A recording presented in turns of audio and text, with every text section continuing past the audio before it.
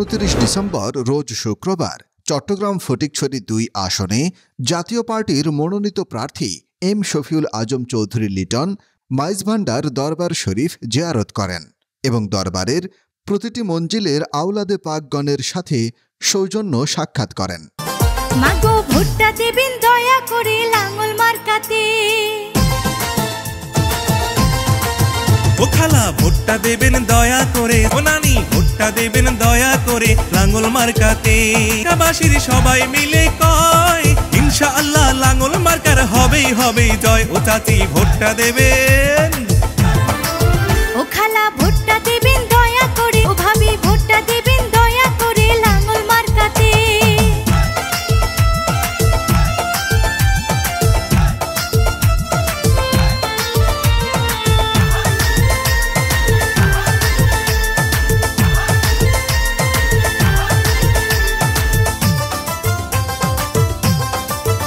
সাক্ষাৎ শেষে তিনি আমতলী এলাকায় জনগণ ও মুরব্বীদের সাথে শুভেচ্ছা বিনিময় করেন।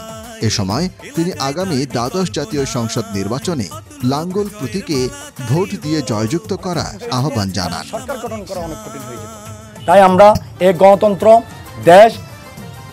দেশ গণতন্ত্র এবং এই দেশের মানুষ মাটিকে সবকিছু, যেহেতু আমরা 1971 সালে লক্ষ লক্ষ শহীদের রক্তের বিনিময়ে এই বাংলাদেশ আমরা পেয়েছি। আমরা চাই এই বাংলাদেশ কোনো রাহাজানি, হানাহানি, মারামারি এবং অকার্যকর রাষ্ট্রে পরিণত না হোক, সেই লক্ষ্য নিয়ে আমরা এগিয়ে যাওয়ার জন্য আমরা আগামী দ্বাদশ সংসদ নির্বাচনে আমরা নির্বাচন করছি। আমরা সারা বাংলাদেশে প্রার্থী দিয়েছি নির্বাচনের জন্য, একমাত্র গণতন্ত্র রক্ষার জন্য। পাশাপাশি এই গণতন্ত্র রক্ষার মাধ্যমে এই সরকারকে, মানুষকে উদ্বুদ্ধ করার জন্য যে নির্বাচন, আমরা বিগত 2টা নির্বাচন দেখেছি, আমরা জনগণ দেখেছে কিভাবে নির্বাচন হয়েছে। সেই আপনার এই ভুল ধারণা থেকে বেরিয়ে আসার জন্য আমরা স্বতঃস্ফূর্তভাবে সবাইকে নিয়ে ঐক্যবদ্ধভাবে নির্বাচনে অংশগ্রহণ করছি। আমরা আগামীতে একটি সুন্দর বিনির্মাণে একটি বাংলাদেশ গড়ব এবং এই বাংলাদেশের মানুষ সুন্দর সমৃদ্ধিশালী হবে। এই বাংলাদেশের মানুষ স্বাধীনতার যে সুফল সেটা ফিরিয়ে পাওয়ার প্রত্যয় আমি ব্যক্ত করছি। আচ্ছা, আজকে ফটিকছড়িতে 9 জন প্রার্থী হয়েছে, 9 জনের মধ্যে আপনাকে আমরা যেটা দেখতে পাচ্ছি, আমরা আজকে সামনে পেয়েছি। আপনার অবস্থা থেকে আপনি ফটিকছড়ির ভোটার যারা আছে তাদেরকে কতটুকু আপনার প্রতি আকর্ষিত করতে পেরেছেন?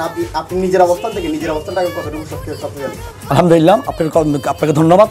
আমি বাংলাদেশের সব জায়গাতে মাননীয় প্রধানমন্ত্রী অর্ধেক তরুণ নেতৃত্ব দিয়েছেন। তরুণরা এখন দেশ করার জন্য, আগামীতে তরুণরা যেভাবে দেশকে এগিয়ে নিয়ে যাওয়ার জন্য যে ট্রেনার হচ্ছে শুধু একদম তরুণদের জন্য। আমরা বিভিন্ন জায়গায় তরুণদের সাড়া পাচ্ছি। তরুণরা চাই তরুণদের নেতৃত্ব আসুক। পার্লামেন্টে গিয়ে তরুণরাই তরুণদের কথা বলুক।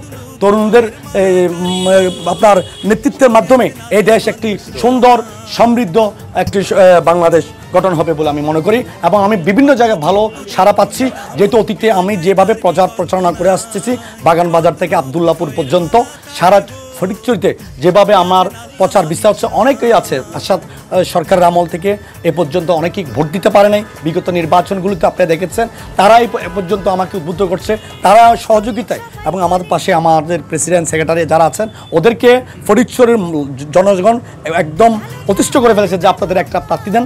আমরা ইনশাআল্লাহ চেষ্টা করব ওই প্রার্থীকে বিজয়ী করে এনে একটা সুন্দর ফটিকছড়ি আমরা উপহার দিতে পারি মতো। মাঝে যেমন চাঁদের আলো ফুটে, লক্ষ তারার মাঝে যেমন চাঁদের আলো ফুটে।